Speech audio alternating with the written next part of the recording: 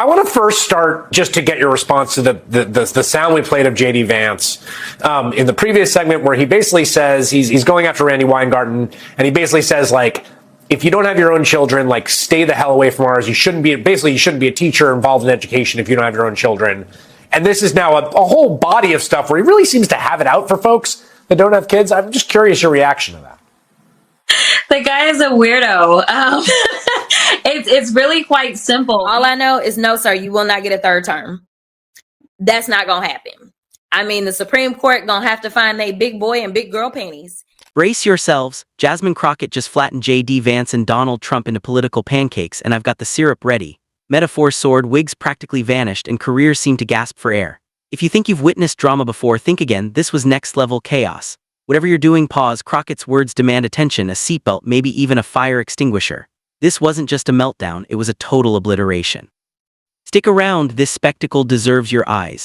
Well, that's exactly right. And a reasonable response to fascism, to Nazism, would be violence, right? So what they're saying effectively is that you should engage in violence because the regime, using Jasmine Crockett's words, are so bad. Look, this is obvious. They're obviously using the kind of rhetoric that turns the dial up. When you're in a legislative body, you control everything. So if the government shuts down, it's on y'all. Just like the last government shutdowns we had were under this same president. In fact, the longest that we've ever had in the history of this country. The political world has produced countless comedic moments, yet nothing matches the shockwave Jasmine Crockett triggered effortlessly. No theatrics, shouting matches, or long speeches were necessary, just sharp accuracy laced with sarcasm. In an instant, JD Vance and Trump became living cautionary tales, exposed by wit alone. Her words cut through the noise, leaving onlookers stunned, amused, and acutely aware of the fallout from missteps in plain sight. It's really quite simple, and I thought that it was a really good point that was raised about those sisters that teach kids like me, because I actually went to Catholic middle school, so I absolutely know what that's like, and so I am curious. If you're enjoying this video, don't forget to subscribe and hit the bell icon. The roast didn't stop with Vance. Trump, the persistent political figure who pops up like an uninvited software update, became prime satire. Crockett suggested his comeback energy felt less like a serious return and more like a mall carnival act, advertising live performances every weekend by someone who peaked decades ago. The message was clear, sharp, and hilarious. No one had to spell it out. The Constitution is very clear, sir. And frankly, you never should have had one term. If I'm going to be perfectly honest, you were never qualified to be president of the United States, not once, but definitely not twice. And your incompetencies are showing. Your own people, yes, my homegirl, Marjorie Taylor Greene, is also very disappointed in you. Listen, you are a loser. And unfortunately, we all are being dragged down with you. The chain reaction started the moment Crockett refused to treat nonsense with politeness. JD Vance got lumped into a realm of political confusion, typically reserved for malfunctioning AI, constantly misinterpreting its purpose. One day he stood for one stance, the next day another. Crockett masterfully spun that inconsistency into comedy gold, exposing the absurdity without mercy, leaving audiences both laughing and questioning how anyone could take such flip-flopping seriously. President, I don't know why so many people had amnesia when they decided to go out and vote for this again. But we knew we were going to get more chaos and dysfunction. So, no, you in control. Do what you do, big boy. Let's see what happens. And so, I cast my no vote because ain't nobody come at me and ask me what the people in my district need. Right. They didn't ask me what would look good for those in South Dallas. Right. They didn't ask me about that. So, listen, I got people that I serve that are counting on me to do their work and to be their voice and not work for him. I don't work for him. He can't hire me. Trump's ideological unraveling came across like a mathematician's comedy roast. Every contradiction was plotted with precision, as if part of a complex graphing problem. If President A speeds from delusion to confusion, how many reversals can occur before he vanishes into his own contradictions? Crockett's sharp delivery turned political chaos into an entertaining lesson in logic and absurdity, leaving the audience laughing at the predictable unpredictability. Yeah, I think that it is showing that he was well aware and he was trying to cover his tracks at that point in time. And I think that that's what you saw from Jeffrey. Obviously, it'd be better if we could talk to Jeffrey today, but it was very interesting that ultimately Jeffrey Epstein died sitting in prison during Trump's administration. Crockett never needed to speak the words outright. The satirical message hung in the air like an aroma no one asked for but couldn't ignore. The room didn't have to erupt in laughter. You could feel it vibrating quietly, seeping into everyone's awareness. JD Vance's endless string of shifting political stances became the unofficial entertainment of Congress, a spectacle of inconsistency that left onlookers both bemused and exasperated. His loyalty to Trump didn't signal principle or conviction, but resembled a person replaying their most chaotic life choices purely out of habit. Crockett transformed him into a political version of a location tracker, broadcasting a signal so erratic even satellites would quit trying to follow. Each stance felt less like a calculated strategy and more like a deliberate performance, designed to bewilder the audience just enough that applause felt automatic from confusion. The imagery painted itself effortlessly, Trump as the dramatic headliner, insisting the show revolves around him even when ratings suggest otherwise, Vance the sidekick mistaking devotion for honor and America itself, the bewildered audience, squinting at a script that seemed to have gone missing somewhere between ambition, chaos, and farce. And with all the conspiracies that this White House and this administration is constantly putting out, the best thing that we can do is have some proof for those that actually want to know the truth. So I hope that we can get that video footage, but last I checked, we're still having problems getting the rest of these Epstein files out of the Department of Justice. So I'm not really sure. It seems like the Attorney General is too busy trying to figure out if the president is tweeting her about something or truthing her or whatever. Crockett's precision cut through the political noise like a laser, highlighting every flaw without ever needing to raise her voice. She dismantled Trump's credibility not with hostility, but with such vivid descriptive clarity that listeners instinctively took mental notes, as if attending a masterclass titled Consequences of Not Planning Ahead. Meanwhile, Vance transformed under her narrative into a man who bought a political GPS that only functions when you're already hopelessly lost. Crockett's critique wasn't aggressive, it was refined, almost artistic. She turned his erratic political behavior into comedy much like a painter converts a blank canvas into a vivid landscape. Every satirical strike landed with the precision and timing of a seasoned stand-up comic, pausing exactly when necessary to maximize impact. Vance's moral flexibility often overshadowed Trump's endless comeback fantasies, creating surreal theater as both men attempted to navigate political reality. Logic as if a spectator with popcorn watched from the sidelines silently judging.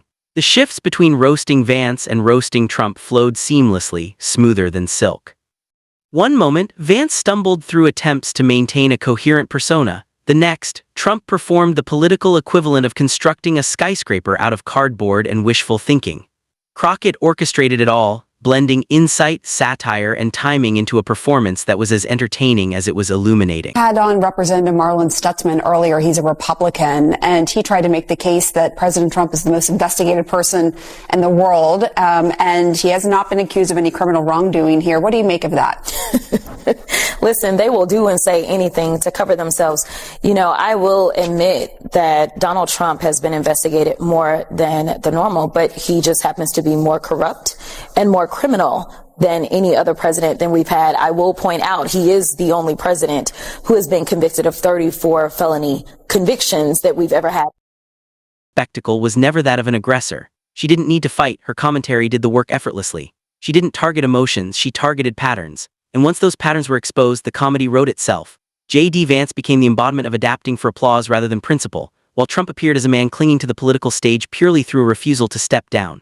Together, they formed a cinematic duo directed entirely by satire. Every comparison Crockett implied landed like a meteor striking precisely. Vance's shifting ideologies played out as a sitcom montage of constant costume changes, while Trump's attempts at political relevance resembled a parade float precariously held together with tape and optimism. The brilliance was that she achieved all this without yelling or name-calling, just precision that landed harder than any shouting ever could. As her narrative unfolded, Vance's public persona crumbled like poorly assembled IKEA furniture installed without instructions. Crockett portrayed his political journey not as growth or evolution, but as a never-ending cycle of reboots. He reinvented himself endlessly, pivoting angles, adjusting positions, treating polling numbers as weather forecasts, and refusing to carry an umbrella. His ambition appeared less as strategic leadership and more like watching someone rearrange furniture in a burning house, convinced that shuffling items could somehow extinguish the flames. In every line, Crockett transformed political chaos into artful, unforgettable satire. Just this week or last week, I talked about if there was one disappointment I had is the fact that, you know, there wasn't an aggressive prosecution on the now president of the United States, because maybe he could have been sitting somewhere not bothering the rest of us if we had just kind of done our part and made sure there was prosecutions that went forward a little quicker. But as it relates to this particular thing, I think it is important for the American people to understand that when it comes to things such as conspiracy, which is laid out in this letter, it's not whether or not the underlying offense actually... Trump didn't escape Crockett's sharp scrutiny either. She transformed his political comeback into a metaphorical theme park ride called the Nostalgia Express, an attraction people enter not for safety or purpose, but because they remember how it once felt. And once the ride began shaking, there were no refunds. Crockett also framed the Vance-Trump dynamic with satire so seamless it could headline its own comedy festival. Vance, striving to impress Trump, appeared as a contestant auditioning for a talent show whose judges had lost interest years ago. Trump, seemingly acknowledging Vance's support, resembled someone accepting a friendship bracelet out of obligation rather than genuine connection. Their pairing was neither destiny nor strategy, it was pure dramatic irony.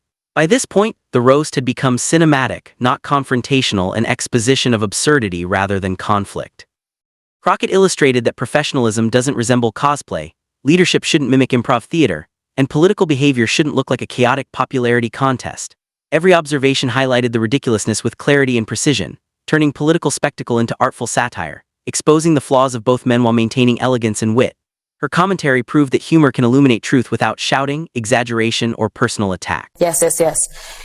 That is clear that Jeffrey Epstein had something to hang over his head. Why else or how else could you have a debt that you are able to? Now, exactly what it was, who knows, right? And that's what we're trying to get to the bottom of. But the fact that Trump does not want these files to be out, to me, says that he has more to hide than him actually being able to. The crescendo of Crockett's commentary was extraordinary. She didn't need to shout, perform, or stage theatrics. She simply narrated the unfolding events with such precision that the situation seemed to humiliate itself. JD Vance transformed from an aspiring public thinker into a living punchline about loyalty devoid of logic. Trump shifted from political titan to the mascot of what happens when overconfidence refuses to yield or retire. Without direct confrontation, Crockett became the era's comedic narrator, letting reality do the heavy lifting. The chills came not from emotion but from the stark realization that every observation landed perfectly without exaggeration. Each satirical strike drew solely from actual behavior, no fictional villains required. Reality alone provided enough material for Crockett to deliver her roasts with the casual finesse of someone calmly stirring tea. As the scene settled, one truth emerged unmistakably. Jasmine Crockett may not have intended a comedic takedown, yet she executed one of the cleanest, most precise performances the political stage has witnessed in years. She didn't confront her subjects or lock eyes, she simply held up a mirror, narrated what she saw, infused humor, and stepped back. The silence afterward conveyed everything. JD Vance, the master of shifting identities, was now inseparably linked to the metaphorical GPS that cannot commit to a route. Trump, the perpetual reboot of a nostalgic franchise, refused to accept closure. And Crockett, the accidental comedian, demolished them both without ever raising her voice. Either one of you know the definition of insanity? I think you're referring to doing the same thing over and over again and expecting a different result. Oh, okay. That's exactly what I was referring to. And it sounds like that is what this party is. If you know that you didn't do anything, then why is it that you would be twisting members of your own party's arms, trying to get them not to release it? This would be exonerating. If you know that you are free and clear, then why not say, you know what, release the files? In fact, he campaigned on releasing the files because he didn't realize that anything that he was involved in whatsoever was involved. It's rare for a political moment to instantly become a cultural event, yet Crockett achieved it effortlessly. She didn't need to argue, perform dramatic gestures, or force the moment. All she required was honesty, timing, and a sharp touch of sarcasm. With those tools, she redefined the art of political roasting. History has seen countless debates, hearings, and public showdowns, but none matched the day Jasmine Crockett turned civic discourse into a comedy showcase, dismantling both Trump and Vance's political personas while barely acknowledging she was doing so. And just when it seemed the dust had settled, the cultural aftershocks continued to ripple outward. The public didn't move on. They replayed her commentary repeatedly, like a perfectly timed sitcom episode with an unexpected but flawless ending. Crockett never pointed at the scoreboard, yet the results were clear. Vance became the living embodiment of misplaced loyalty, dedicated to everything except what truly mattered. Trump assumed the role of a political nostalgia act, propelled by memories rather than real momentum. Neither man protested, argued back, or attempted a comeback. They simply remained, allowing the universe to press replay on their missteps. Through precision, wit, and effortless satire, Crockett transformed a single political exchange into an enduring cultural moment that continues to resonate and entertain. So, number one, it is clear that he knew what was going on, which I think that he's kind of alluded to that at some point in time, because the president said that he was trying to kick Ghislaine out of Mar-a-Lago because it seems like that's where girls were being recruited from based on information that we have. But more importantly is that he was having conversation, he being Jeffrey Epstein, with Michael Wolff, who is writing this book or trying to put together this book. And in real time, as Trump is running for his first presidential run, we hear or we see that he made it clear that he believes that he has leverage over Trump. And he said that a Trump regime would basically open up, this is me paraphrasing, this is not exactly what he said, but basically it'd be a free-for-all. And as we've seen, especially in this second term, it's been a... Commentators scrambled to clean up the aftermath like parents frantically tidying a house before guests could see the chaos. Theories were spun, excuses were constructed, and narratives were rearranged with the care of interior designers attempting to salvage a collapsing home. None of it mattered. Once Crockett held up the mirror, no amount of framing or explanation could erase the reflection. Vance's contradictions lined up like public dominoes ready to topple, and Trump's perpetual reruns became open mic material for anyone craving comedy. Remarkably, Crockett never sacrificed professionalism for theatrics. She didn't need fireworks or exaggerated dramatics because the facts themselves were incendiary enough. That's why her roast hit harder than the usual shouting matches, angry press releases, or partisan rants. It was powered by precision, not rage. She exposed performance without disrespecting the process, creating satire that felt like it had earned a doctorate. The cultural aftermath was immediate. Clips circulated widely. Commentators debated tone as if it were a competitive sport. Vance's political identity endured more rewrites than a poorly executed blockbuster script, while Trump seemed to audition endlessly for relevance, as if the political arena owed him another season. Through it all, Crockett remained untouched, calm, composed, and unbothered. She didn't gloat, dance on the rubble, or milk the moment. Her ability to walk away without engaging only made the destruction appear more complete. Vance looked like he needed a manual just to rebuild his image. Trump acted as though legacy could be preserved by repetition rather than reinvention. The contrast between their floundering efforts and her serene control was cinematic. If history books have a sense of humor, this episode will earn its own chapter, not for drama but for precision. One woman held a mirror, two men blinked, the world laughed in recognition. Political comedy found a new standard. The roast that never tried became legendary.